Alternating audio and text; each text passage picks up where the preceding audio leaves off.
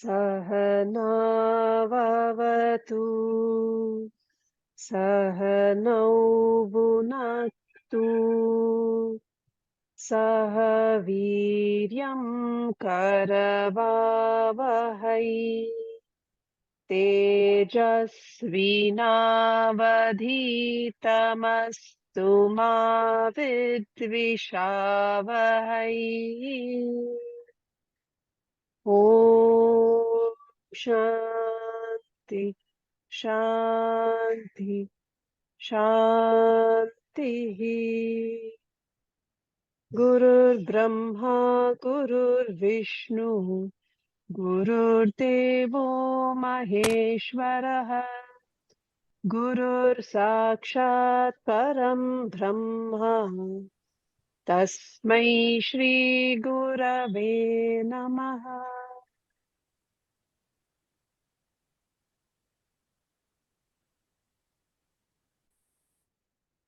Thank you.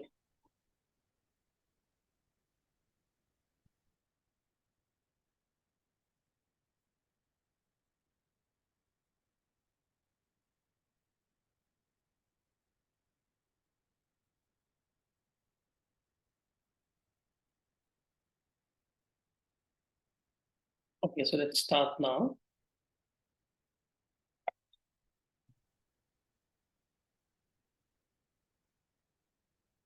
Okay, so Uma is, I think this is Uma's, right? Uma is there? Anybody from Uma's team?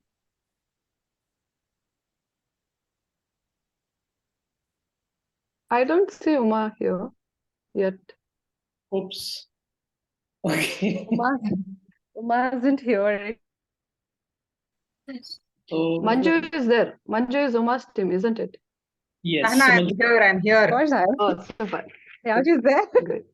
Yes, I'm there.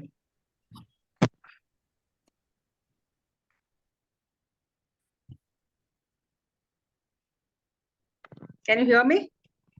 Yes. Okay. Yeah.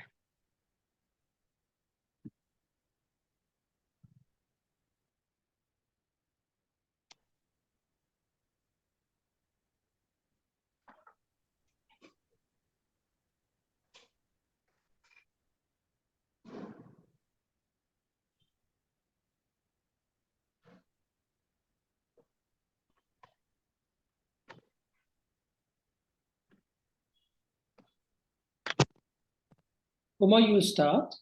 Yeah. You can hear me, right? Yeah, we can hear you.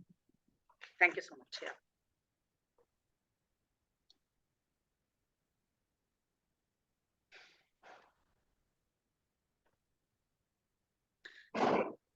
Previously, we did the Mangalacharam of TattvaBodha, where Prema explained that, and the shloka says that we're seeking permission with Vasudevendra shloka as to how to go about this whole dialogue. Now we come to the first part of it. So since it was discussed before, TattvaBodha is a dialogue. So here it's a dialogue between a guru and a disciple. So here we are asking, this shloka, this verse basically tells or requests, what is that fourfold qualification, or what is that a disciple should have to walk on this path? So just to, can you do the next slide? Can you just please?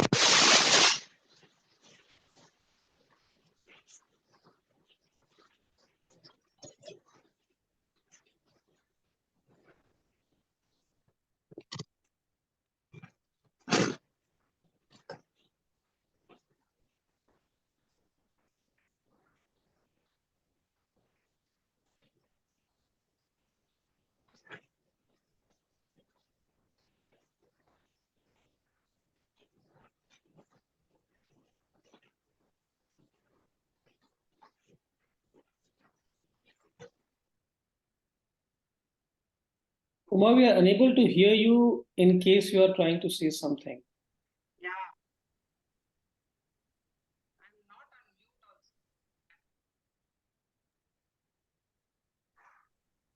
also. No, we are not able to hear you.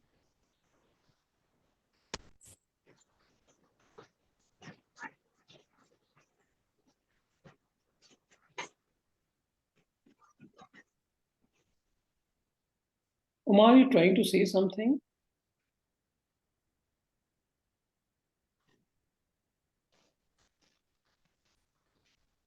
You're trying to say something and we can't listen. Maybe you can put it in the chat. Are you able to hear me? No, yes. Okay. Yes, yes.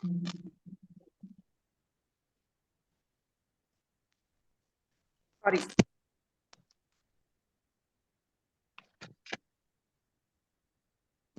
Okay. Recording in progress. That's better now, right? I think you are one of the phones have to be muted. That's why. I'm doing that. Yeah. Sorry for the confusion. Yeah. I was just telling the first portion of it was the Mangalacharam. And this is the first dialogue between the disciple and the Guru, asking the Guru what is the fourfold qualification for a person to move on this path of TattvaBodha or trying to understand what the truth is all about, the doctrine is all about. So the shloka goes this way. Yeah. Sadhana Anushtan. Sorry, you have to play the thing. I'm not. That's Yeah. okay. Yeah. Don't worry. You can explain the meaning. Yeah. So it goes with the fact that what is the fourfold qualification of the adhikari? Adhikari is the person who is trying to acquire this knowledge. And what is the path of liberation, or what is the knowledge that he is trying to acquire, and what is that mode of inquiry, prakarana? What is the mode of inquiry into the nature of this reality? So we shall expound on this, is what this shloka is trying to ask us. What is the fourfold qualification, and for the nature of liberation, for the knowledge to be known, to be understood, what is it that one has to do, is what the shloka is trying to, the person is asking the Guru, what is it that we have to do? So the Guru now explains to them what are these ways of attaining this sadhana, doing this sadhana and attaining moksha, and trying to understand the tattva or the reality or the doctrine. This is what this shloka says.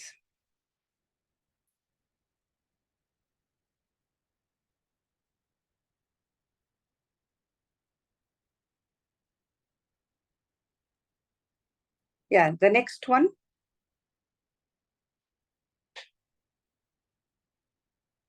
So we're going to recite shloka 2. I'm going to recite sadhana chatustayam kim nitya nitya vastu vivekah iha muttartha palabhoga viragah samadhi shatka sampatti muksutvam cheti. I'll ask, I'll request Sahana to explain this. She'll take it up from here. Yeah, thank you, Sonali. So now that we have understood the purpose of TattvaBodha and for whom it is being offered or expounded, the question is, what is the content matter, or what are the various concepts which are discussed there? So the second verse, in continuation to what Uma explained, the second verse is the question: Sadhana chatushtayam kim?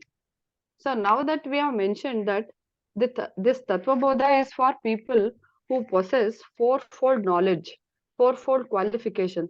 So what are the fourfold qualifications? So that is the question.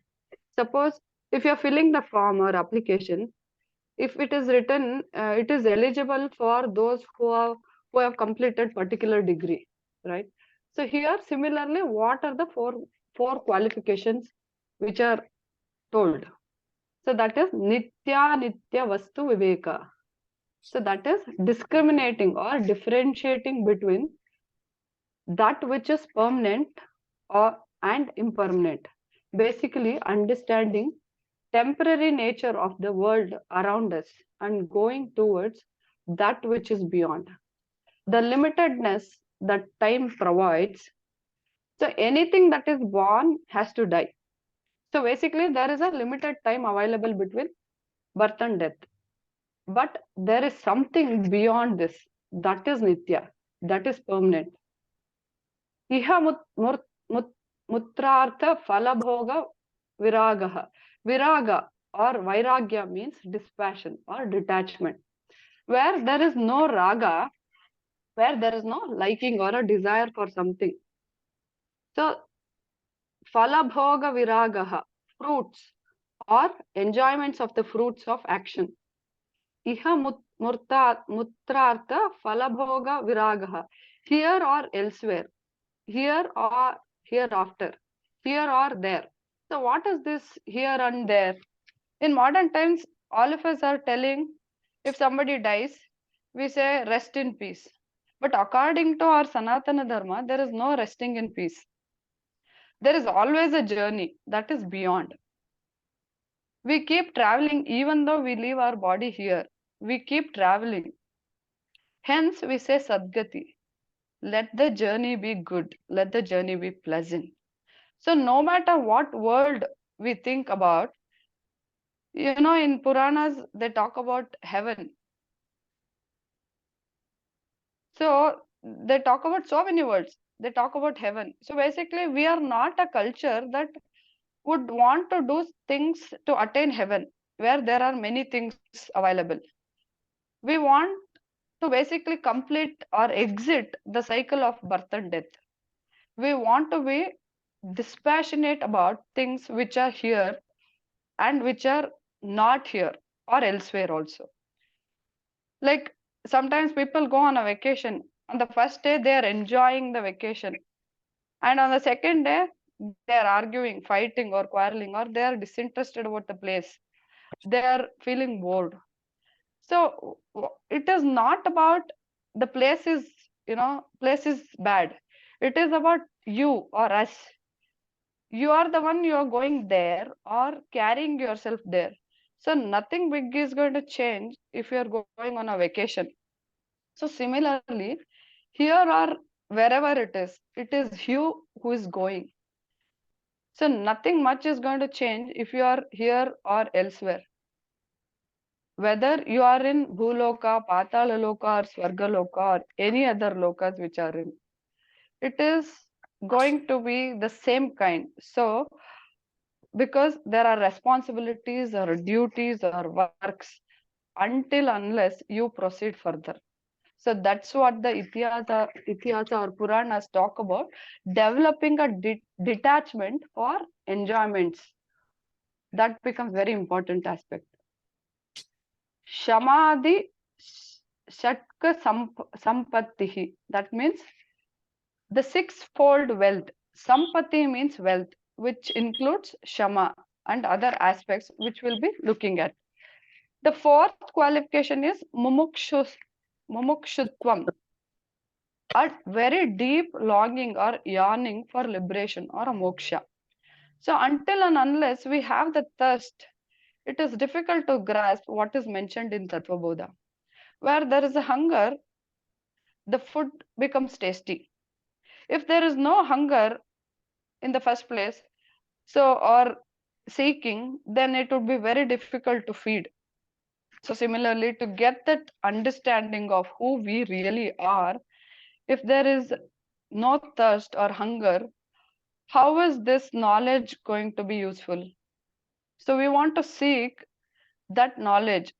We won't even know such a thing exists. And hence, these fourfold qualifications become a very important thing. Without this, there will not be any ruchi for what is being offered. So it will be just be one more text that we will be quickly reading for the sake of reading or discussing. But there will not be any inherent transformation that happens. So hence, this preparation is very important of having these fourfold qualifications. Thank you. Thank you so much. So before we proceed, any questions anybody from participants have? Whatever we have learned so far. Any queries that you have? All clear? Basically, they have said fourfold qualifications required for us to proceed in this journey. And now we know what are the fourfold qualifications, right? Any questions? Perfect. So we go next. Oh, you have, we have the slides. You should have told me, Sana, just to move to the next slides. Next time honors, we'll only present it. So yeah, this is very beautifully made for her. So you can just take a moment to just look at what are the fourfold qualifications mentioned here.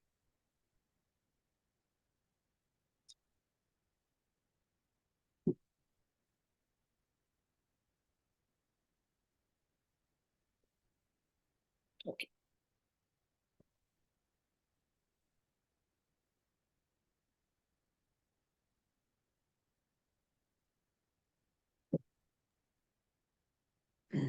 Hello, everyone. So just as a continuation of the fourfold qualifications, the first one, we'll just dive a little more into it.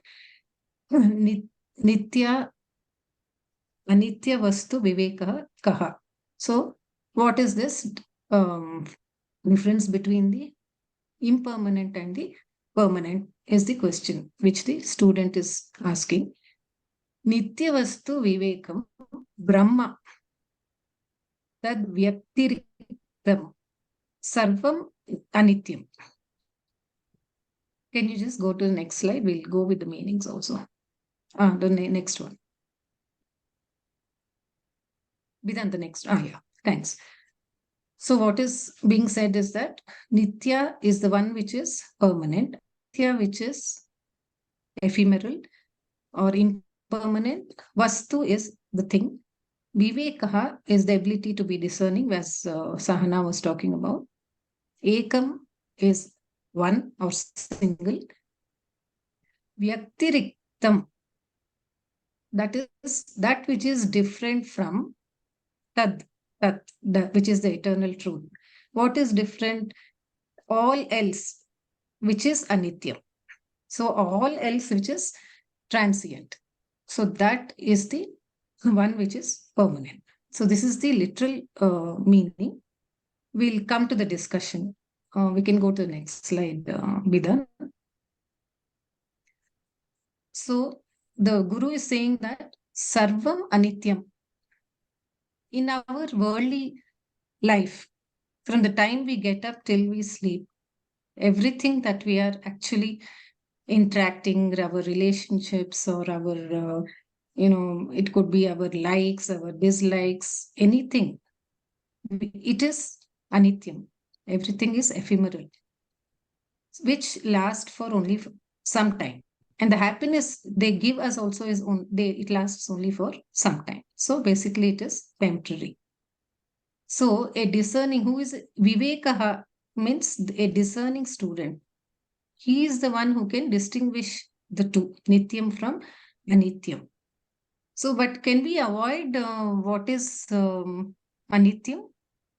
We cannot. Every day we are facing this similar situations. We have to wade our way through this. So it is not that the scriptures are, branding something as bad or good here. Definitely not. It is just the reality that we have to be, conscious about. So every day, in our everyday life, if we are conscious about what is the transient and what is not the transient, it will just help us in living in harmony in this more harmony in this world, and it makes our journey a little more easier. That is all the scriptures are trying to say. It is not that the anityam should be done away with. Nobody can do away that. That is the reality of everyday life, and we have to live through this. It is not that just one day we wake up and then say, okay, I've attained moksha and here it is. No, it doesn't happen. But there is some truth in this, that how do you use the anityam also? Because it is, you can't be, isolated, you're not living in a silo or something. How can you intelligently, with a discerning attitude, use the cosmos also in this journey for your benefit and for the benefit of people around you in your own life? So that is something that we need to understand. So this discerning attitude, how does a student develop? So it is by developing an attitude of vairagya. So the question is, what is this? What is this concept of vairagya? So is it that, I just say, no, I don't want anything to do with the world or anything? It's not going to happen that way. I'm going to live through everyday situations, but how can I develop a sense of dispassionate or what should I say, a little bit of objectivity in every situation that I find myself in, without getting totally identified with the outcomes? This is what it is. So if you can just try to become an observer in your daily activities, you can just develop that much of distance and a sense of detachment, if possible, towards the situations, so that vairagya really, as per scriptures, it doesn't tell you to just become very isolated or resigned to your fate. It is not that. Being in the situation, being in the real world, how can I deal with the challenges that come without getting too identified with every problem and its solution? So this is what the teacher throws light about, how the vairagya can help you in distinguishing the nityam from anityam. So next slide, Vidhan. So the conclusion is, the nitya vastu, since scriptures have to give some term to describe this eternal, whatever is infinite or eternal, they have given it the name Brahma, Brahman, Atman, Tattvam, meaning what is infinite or limitless, and what is eternal and unchangeable. Brahma Ekam, that which is one. So this Brahma Ekam cannot be defined in a time-space dimension. Because the moment we say a time-space dimension, we are automatically talking about plurality, or at least duality. But Brahma Ekam, there is no duality. So this is the first step where, there is a indirect reference to Advaita.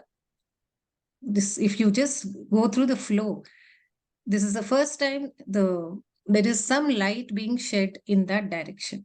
Till now, we never saw this concept. But when he says Brahma Ekam and the absence of the time-space dimensions, so then it is understood that we are going towards Advaita. Okay, thank you. Thank you, Prema. Amazing. Any questions? Great.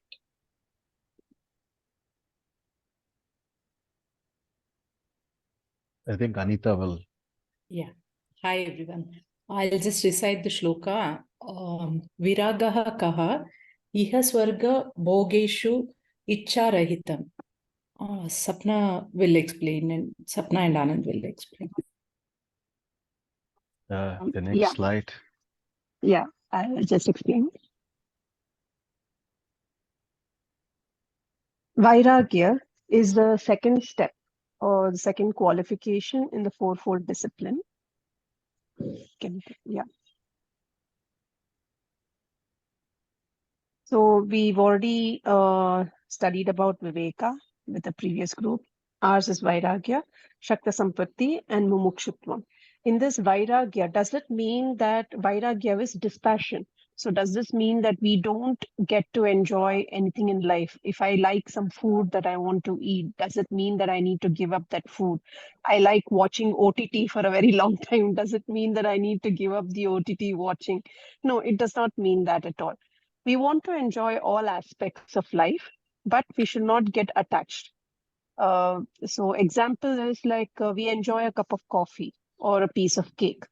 We don't want to get attached to them. So what do we mean by getting attached to it? So we usually have a discipline.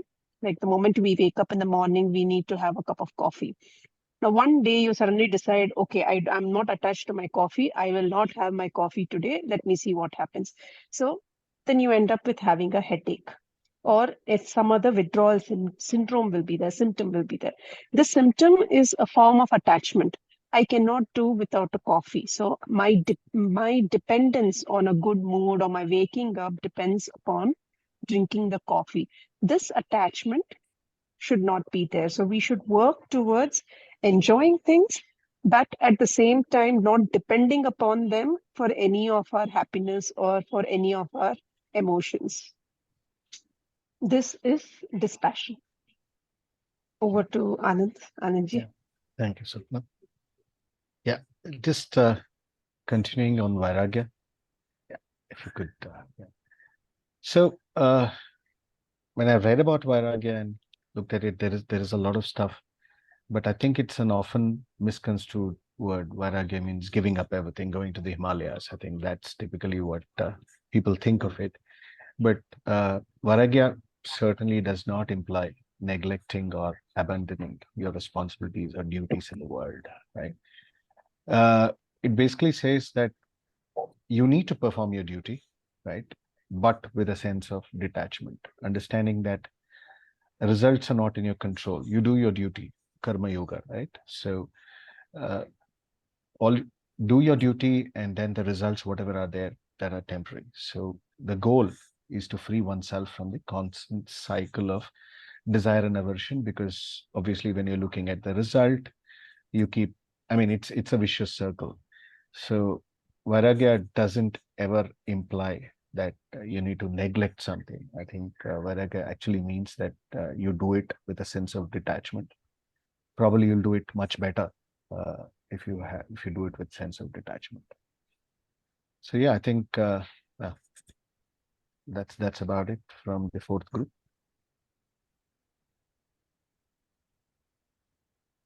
Thank you. Any questions?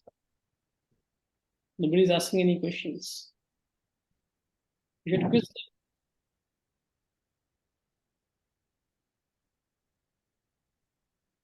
I'm guessing. Are you able to hear me, Bidan? Yes, Suresh yes. here. So I'm guessing that right now it's only a definition of those fourfold. We're not going. I think further. I'm thinking that as we move forward in the shloka, we'll get more clarification of Vairagya and all of this. Should we ask deeper questions now? Is the question.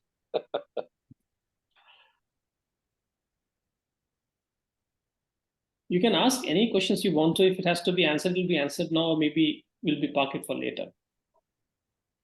Yeah. So how do you enjoy the coffee and then let it go?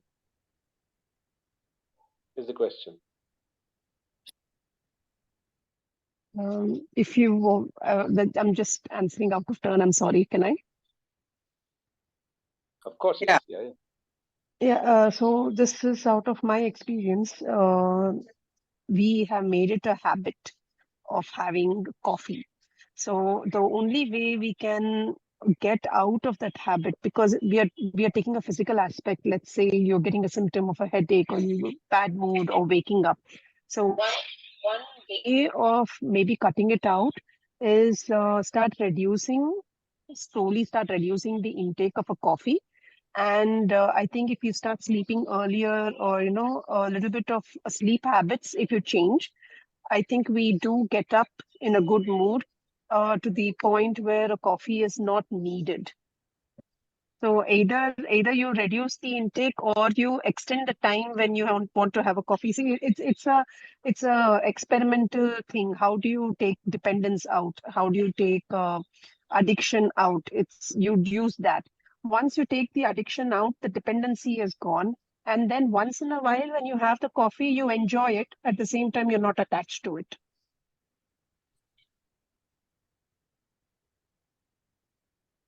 Did I come out clearly? I'm not too sure. No, yes. I mean, further questions come up, so it's okay. I think this is for now. I think this is good enough. Yeah. Thank you. Yeah. Can I say something?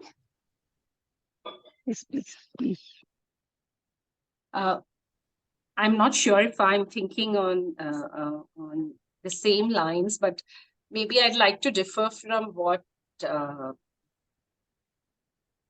Sapna, right? Sapna just said, or maybe I want to ask a question also. So addiction is always because of the meanings we attach to any experience that we have. Like, say, it works around the belief system. So like, I need a coffee. I can feel fresh only if I have a coffee in the morning is the meaning we attach, or which translates into a belief. So instead of forcing ourselves to just develop another habit, or just try to fill the void with someone or something else, just distancing from that belief, or just identifying that it's a belief. It's not even, it's just a habit, kind of. Maybe will help us work through it. I don't know if I'm seeing it in the right sense, but this is just a thought that came as Sapna was mentioning about it. So you are telling in the right sense.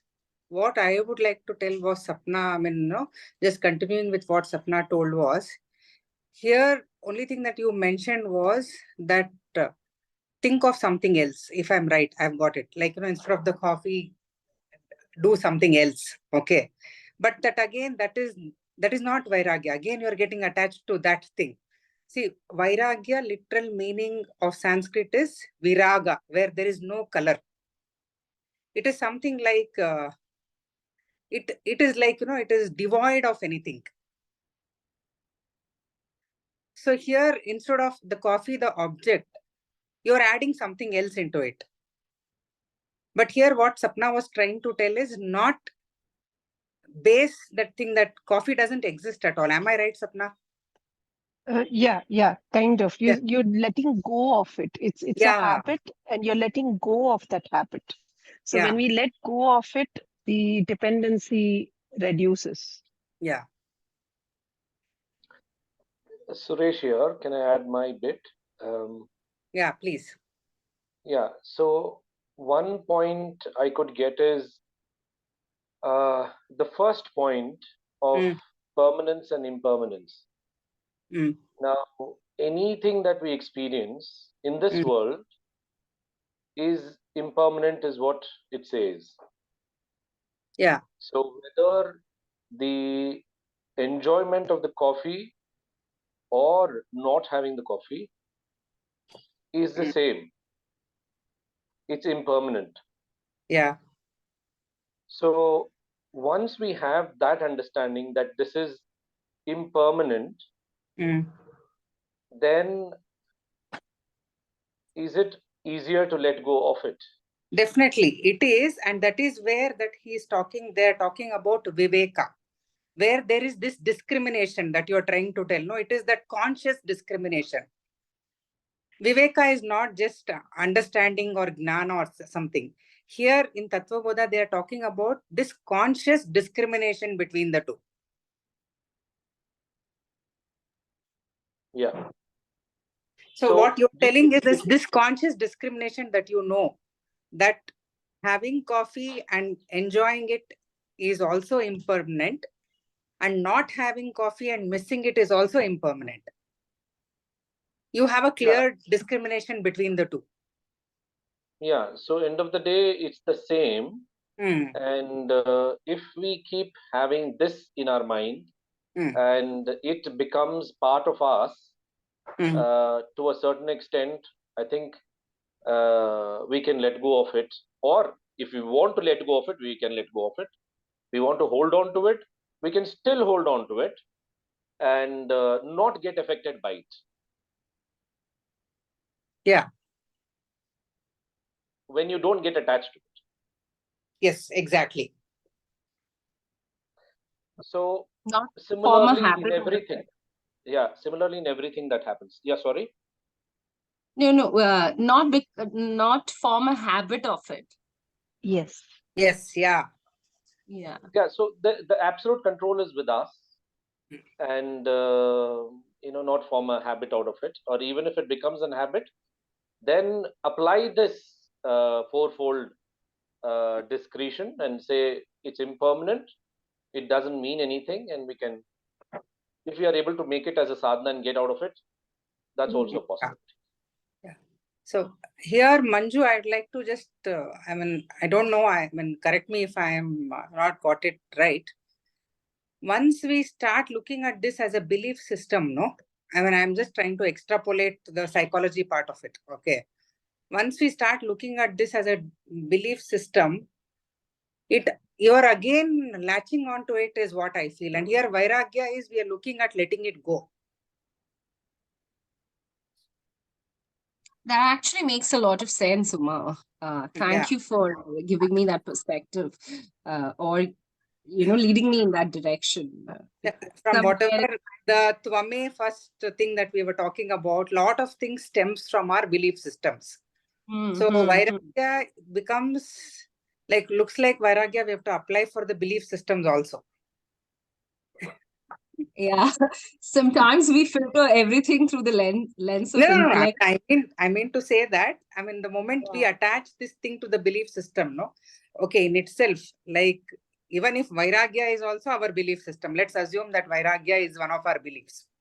Yeah. Again, that we're attached to that again. We are trying to live up to that. Absolutely. Yeah, it's making sense. Can I say something, Vidhan? Please. I think, I don't know, I have been trying Vairagya on various fronts in my life. And I think there are moments when I'm able to do it. There are moments when I fall down. Then again, I fall, I get up. So I think it's not such a simple process. I think it's a very difficult task, is my take. At least for me. I don't know about others. Not only for you, for everybody. Otherwise, all We're of us all on would be, that path, and attiring an orange we're all on robe that and path. sitting here. We would be attiring an orange robe and sitting here, actually. So sometimes I give myself the permission. It's okay to fall down, and okay, we'll again get up. It's okay. So that's the way I am trying. That is Viveka. That clear discrimination, no? That awareness. Thank you, Uma. No, I was just trying to make it lighter for you, Padmasini. No, you can. I won't take a miss. Just being human. Yeah, but I'm just having another thought. I don't know, maybe I think in a certain direction. I don't know, or my vocabulary also is in a certain direction. So maybe it's coming from that space again. Like being in the moment is what is coming up for me. Like, is that Vairagya? When you're just in the moment, you're not attaching yourself to anything. You're just present. Does that make sense? I think when you are in the moment, then there's more awareness. I don't know. Isn't that Is more it correct, Viveka? Uma? I don't know. I'm asking, is that intellect or is it just being present? And I have a coffee, I'm enjoying it, and like not even attaching it's a coffee or what. I just have it, I'm just being present to it. Isn't that part of also Viveka, where you are discriminating between the attachment and discriminating between being in the moment? I'm also asking. So Okay, so what again is coming up for me is when you're in the moment, you're just present, you unless you're forcing yourself to be in the moment, I have to be in the moment, I have to distract. Like if you're just present, you're just present. Is that so? Again, it's a question. I would like to add on something here. First thing is, when the first word, this whole shloka began with sadhana chatushtya. So that caught my eye, and it's still like, vibrating, or, it's coming back again and again. Sadhana chatushtya is nothing but like the tool to practice the four aspects of this whole thing that we are discussing. So when we talk about the tools to practice, which means that it is not yet imbibed in us, it is something that we will have to work towards. So that's why this fall and getting, waking up, this probably could be happening. My first experience of understanding about Vairagya, I'm able to relate to it now, is when I went to Varanasi for my, I'm a trainer. So I had gone for training. And my coffee is very important for me in the mornings. Okay, it's very, very, I'm like highly, first thing is kuch bhi nahi to coffee chahiye mujhe. But I went to, so I was living in the BHU, Banaras Hindu University, so that given the accommodation there. And then subah uthe ke, you don't get coffee, you get chai. So, but I said, okay, this is an experience. So I just had the tea and I walked out. I had to go to school. Coffee, no. I think 5 days I was there. There absolutely no coffee. I craved, but then, it's okay. I think the experience of not having the coffee taught me that it's okay to be without something.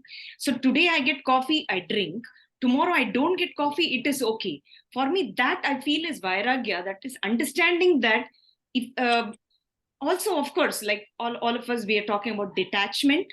I get coffee now. It's not like, "Achha, ye nahi hai to nahi hoga." The thought comes to us, but our experiences, I guess, teaches us to stay away, look at it from a distance and say, okay, I don't have coffee now, but it's okay. I have tea.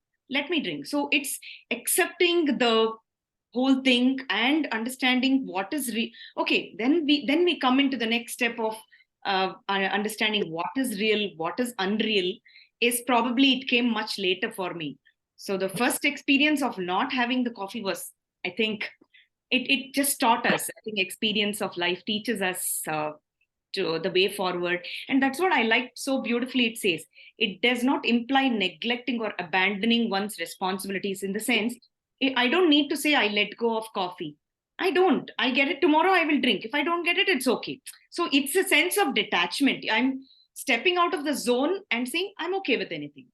So that for me is Vairagya. I don't know, maybe it's an it makes absolute sense, because raga also means passion. So vairagya is from virag. So devoid of passion. So just because you didn't get coffee for 4 days did not make you on the 5th day to, get too attached to your coffee and come back to it. It's like, okay, fine, now I've got it. Yeah.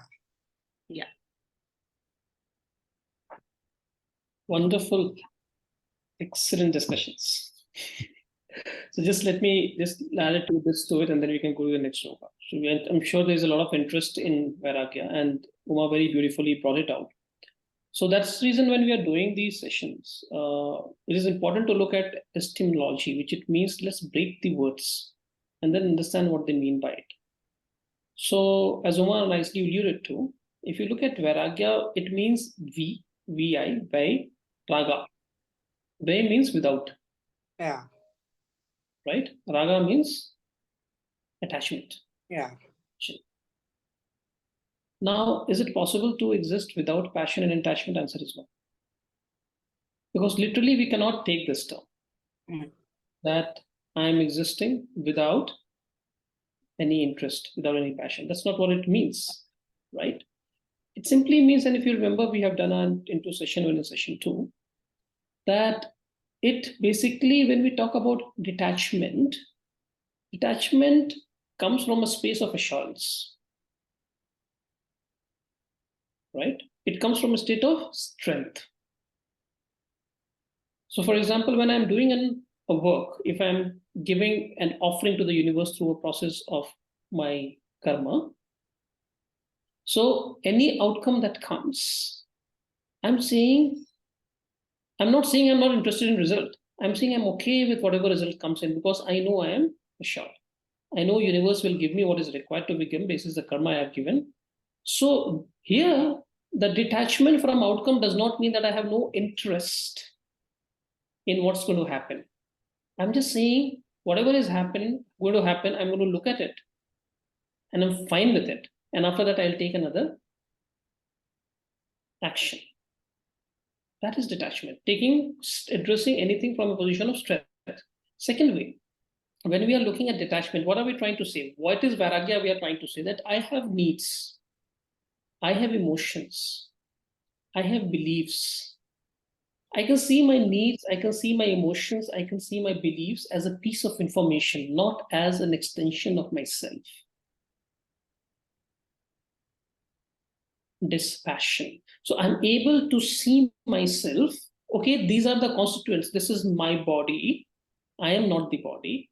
This is my emotions. I'm not the emotions. These are my beliefs. I'm not my beliefs. These are my wirings. I'm not my wirings. I'm able to see everything as a piece of information. My ability to see something from a distance without getting too identified instantaneously is what creates Vairagya. Is it okay for all of you? Wonderful. It was a great discussion and I'm loving it. And this is how we need to do it. We need to ask and we need to figure out what's happening. Perfect. So let's go to the next one.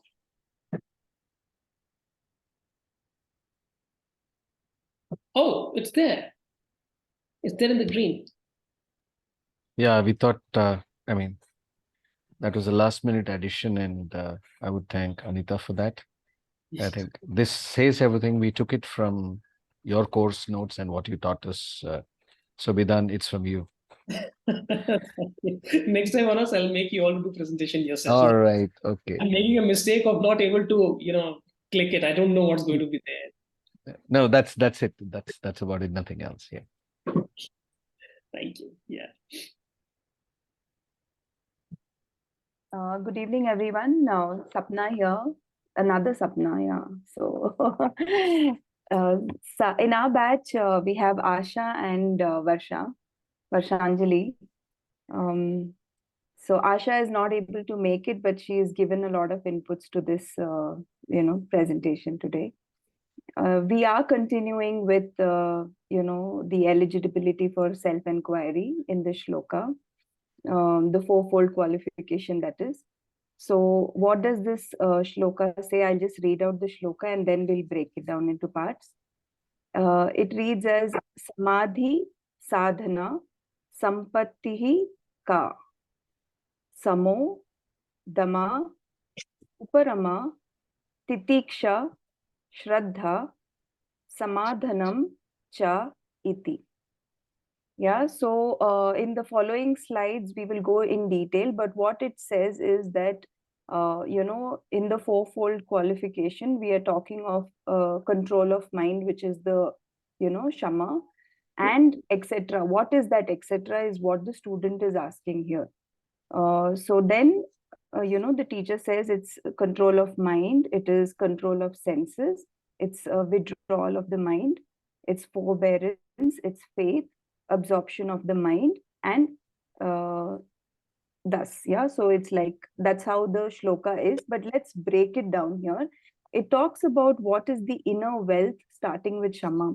Now, why is it called inner wealth is very important here, because wealth of, you can have a lot of wealth from outside, yeah, but here in the scriptures, we are focusing on our inner wealth, which is the wealth of discipline, right? So scriptures consider the discipline as the greatest wealth a human being can have.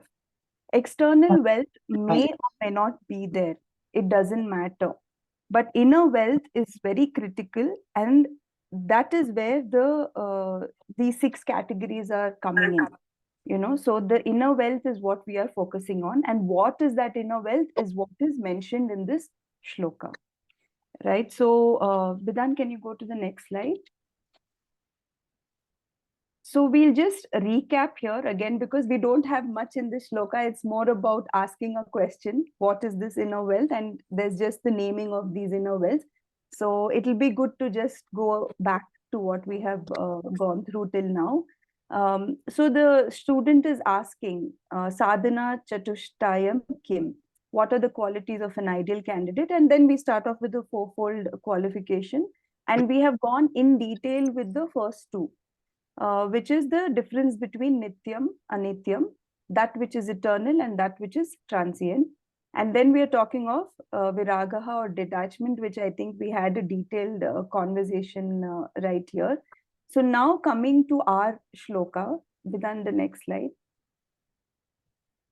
The student asked the next question, right? Samadhi sadhana sampattihi ka. So sadhana sampatti means which is the inner wealth, inner virtues. Sama plus adi. Yeah. So samadhi it becomes. Then what is the inner wealth virtues beginning with sama? So let's understand what is sama.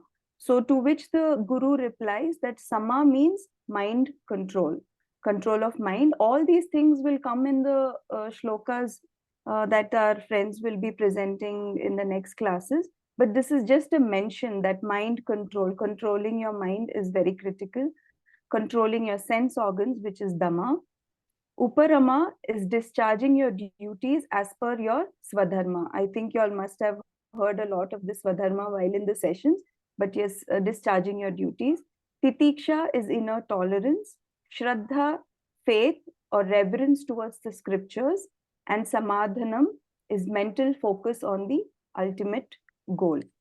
Yeah, so this is what is in our shloka. To summarize everything in particular, I think what I would like to focus on is the inner wealth, which is, generally we are focusing on external wealth. Most often, I think that is what we are focusing on. But scriptures here are talking of, go inwards, go inwards. And if anything else is there or not there, it doesn't matter. But, focus on your inner wealth. So, I think talking of the 4, I've made some notes and it's all over the place. I'm sorry. Yeah, so it's, when we talk of this happiness, it says that an intelligent person should be able to seek happiness from permanent sources, right? And most of the things that we seek are from impermanent sources. And he says that if you seek temporary, there's one technique which I thought we should be brought out while I was going through this. It said that when you seek temporary happiness from temporary sources, no damage will be done, right? So this is one point that we can focus on. But if you seek permanent happiness from temporary sources, that is where you'll get disappointed, right? So I thought this is something that we could probably catch on. I mean, this is one of the things that I think it's okay if you get the coffee, so you're temporarily happy for now, take it. And you don't get attached to it. But yeah, it's also, I also have this question that it's a very bodily thing. While you may say all these things, I know a lot of my friends and who get a headache automatically. They're not even thinking about it. It's very difficult. Headache is something that just comes, right? Like you get this headache. Now, how do you work around not getting this headache? So these are the questions I'm not sure. I think Bidan will be able to answer, because very natural, I don't know, a lot of physical attributes do come into play when you are talking of these things. So how do we, that spontaneity, because it is so wired and subconsciously there. This is a question also from me. If these things come so spontaneously, even if I know, I think it only happens at a later point. that, yeah, I had a headache, maybe it came down, then I was like, okay, what is it that, I need to keep telling myself that, okay, let me start doing it alternate days, try taking it alternate days, or talk to myself and say, okay, today I may not get my coffee, talk to myself before that itself. So how do I work this out? We don't know. I think everyone has their own ways as well. But yeah, this is something that we would like to share. Varshanjali, do you have anything to share here?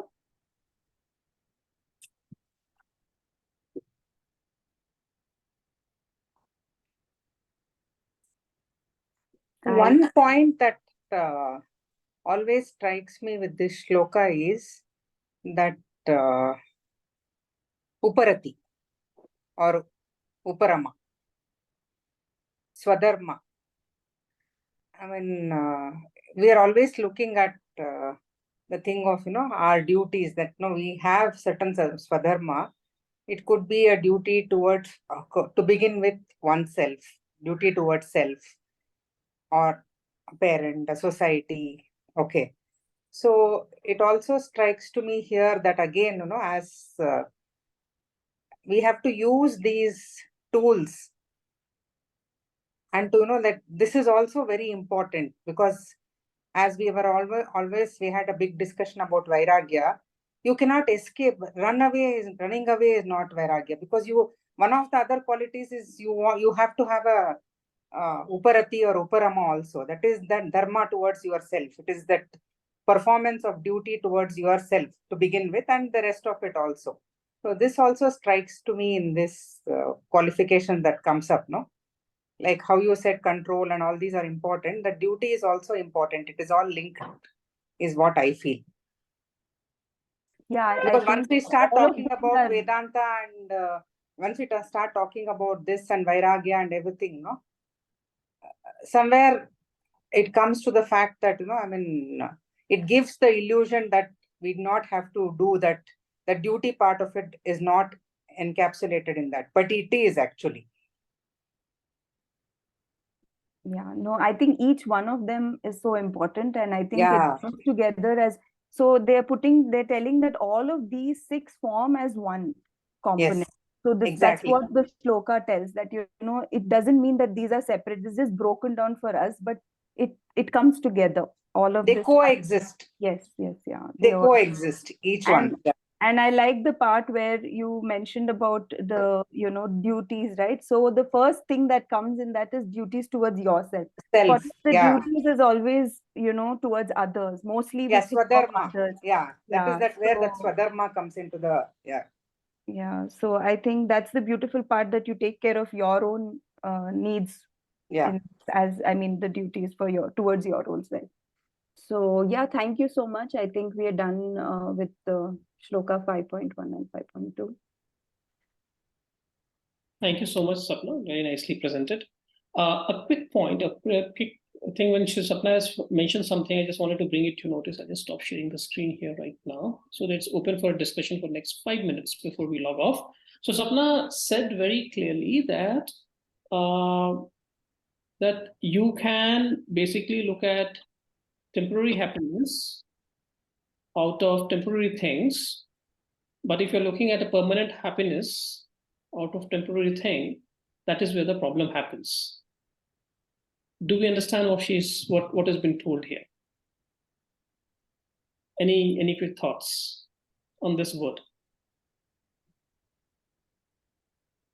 Yeah, the fact that everything is impermanent.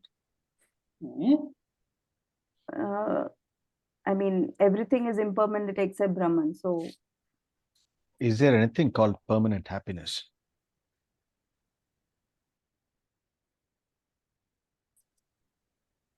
So the coffee, the headache from the coffee is with a thought that it can give me a permanent peace at that moment, and that's why I drink that coffee.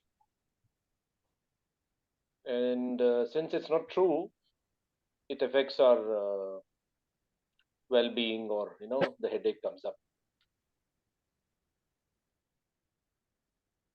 Or the meaning you attach to your coffee is, I can be happy only if I have this coffee. So it's like permanent happiness coffee being temporary. So you're always seeking, I want to feel a certain way. And for me to feel a certain way, you are fixed onto an object, or you're latching on to something which you say is important for you, because of which it robs the joy of whatever that object is. Because you're attaching, like, I can be happy only if this is there. So that's how I'm seeing it. That's what is coming up from what Sapna was saying. But it's very intriguing, that line, those two lines that you Can you read that line once again, and just we'll leave it open for the group to discuss it over when we meet next, if you have that handy with you. Bidan, you're asking me to read those lines? Yeah. When you seek temporary happiness from temporary sources, no damage is done. But when you seek permanent happiness from temporary sources, disappointments galore. Beautiful. Beautiful. Yeah, indeed. Very beautiful, very powerful, very intriguing, actually. So we will put that in the group. You'll put that line in the group and let's discuss as we go along. We are already done by an hour today. We'll stick to the timelines. I am so happy the way the presentation went on today. Thank you so much for making it happen. We will see you all next week again. The shlokas will be assigned to other members, including some of them. So fly shlokas. I think this format is okay for all of you. This makes sense. Yeah. Yeah. Perfect. So here we close with a prayer. Anybody out here to just do the prayers? Yeah. Perfect. Thank you. Sadashivasamarambam Shankaracharya Madhyamam Asmadacharya Paramatmam Vande Guru Paramparam.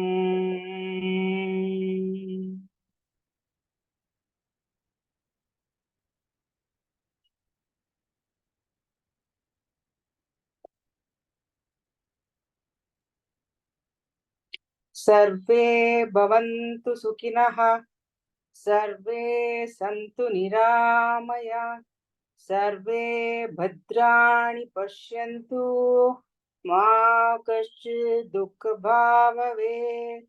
Om Shanti Shanti Shanti.